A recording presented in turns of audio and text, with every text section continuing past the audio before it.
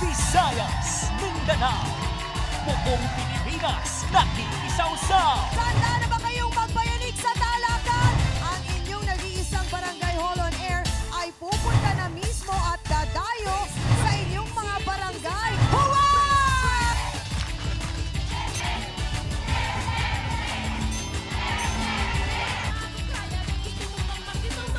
Matapos kumpletuhin ang bawat umaga, Tulong ng palad! Naligo ka? Opo. Hoy! ang pambansang talakserye sa telebisyon, Talagang excited na lahat tayo! samahan si Chang Ami, Happy morning, Mausawera at Sausawera! Handa na ba tayo sa Talakan? Saan ba kayo? Sa puti o sa pula? na pag-usapan at solusyonan ang mga tunay nakakaiyak. Pagkasakit mo yung anak ko, hindi nila po dinadalaw. Kung maghanap ka na mas bagay sa'yo, mas bata. Sana wag na maulit. Wag na magdagdag ng ganun. Wala silang alam kung anong dinadanas namin. Maliliit pa yung anak ko, nagkakapubya na.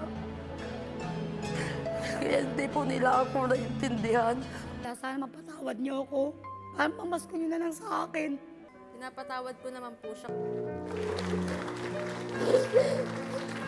Huwag siyang magsasalita ng Oo, gano'n. yun lang.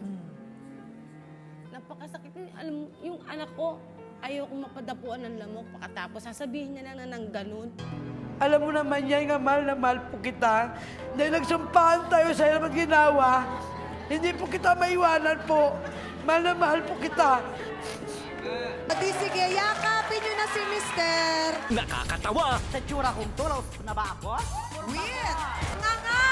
Mas maganda ako. Tignan mo nga yung tsura mo, mukha kang mana ng guys. Sinabihan ba kayo ng I love you? So inaamin niyo po na kayo ay chismosa? Hindi. Ah, okay. Bakit paro-paro gagamba ka pag tulong ng laway mo kasi nungaling na lahat yan? Ano ibig sabihin?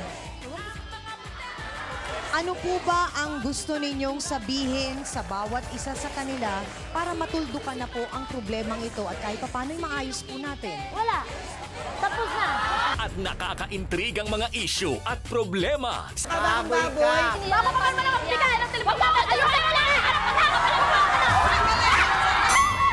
Sandali, pakiawat please. Pakihawakan. Aba, bakit sino ba nagkakagyan ng pagkain eh? Binigay mo nung nakaraan ba kasi walang makain sa'yo? Di ba, may asawa mo? Walang gatas yung anak ko. Sandali lang. Ako, hindi ako natatakot. Harap ka Kayo asawa lang mo. nag-umpisa Sumbet. Harap mo asawa mo. At harap mo hipag ko. Hindi. Harap mo hipag ko at harap mo asawa mo. Pangapalan mo ka mo! Nagdodroga kayo? Hindi po. Hindi. Di ba practice? Wala ka naman. Ako kita.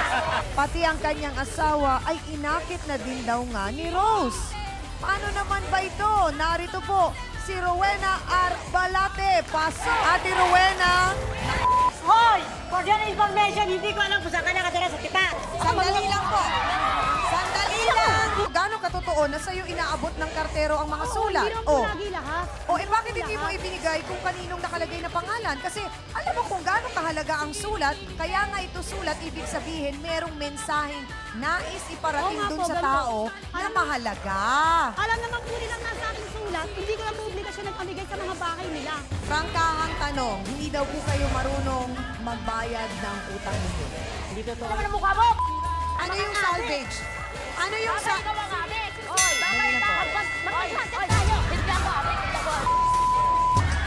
Teka muna. Gusto mo yun? Ginagawa akong tungkura. Hindi lang!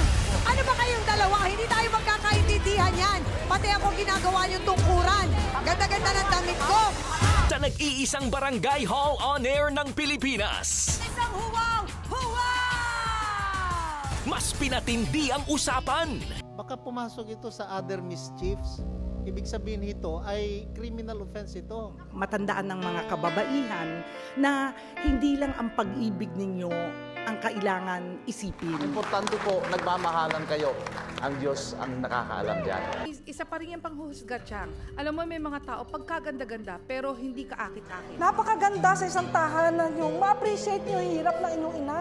Pero ang sabi ng Panginoon sa Matthew chapter 6 verse 33, Kung ilalagay natin ang Panginoon sa gitna ng buhay natin, ibibigay niya lahat ng ating pangangailangan. Mas kaabang-abang ang talakayan. Harapin mo